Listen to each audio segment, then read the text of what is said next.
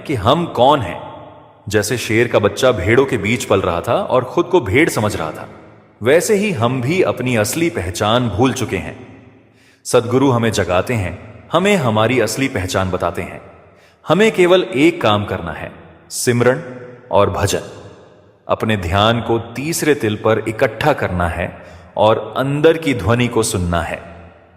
वही ध्वनि हमें हमारे असली घर की ओर बुला रही है। यह रास्ता नाजुक है, लेकिन जब बोझ उतर जाता है तो चलना आसान हो जाता है। और यह बोझ क्या है?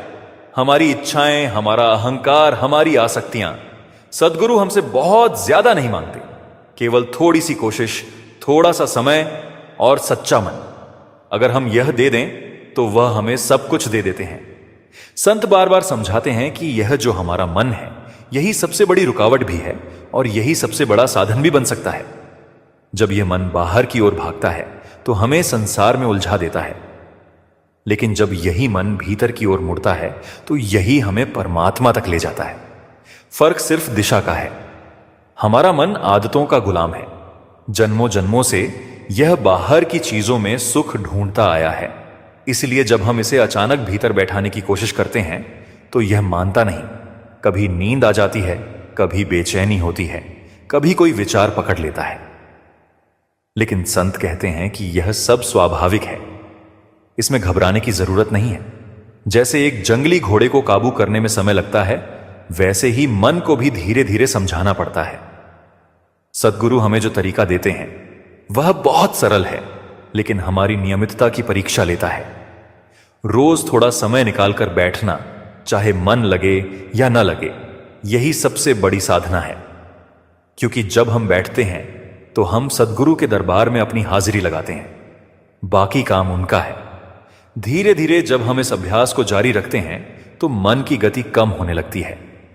पहले जो विचारों का तूफान चलता था वह थोड़ा शांत होने लगता है। और फिर एक समय ऐसा आता है जब हमें अंदर एक अलग ही शांति का अनुभव होने लगता है। यह शांति बाहरी नहीं होती, यह भीतर से उठती है। यही वह पहला संकेत होता है कि हम सही दिशा में चल रहे हैं। संत कहते हैं कि यह जो अंदर की ध्वनि है, यह हमेशा से हमारे अंदर मौजूद है। यह कोई नई चीज नहीं है जो हमें बनानी है, हमें केवल उसे सुनना सीखना है।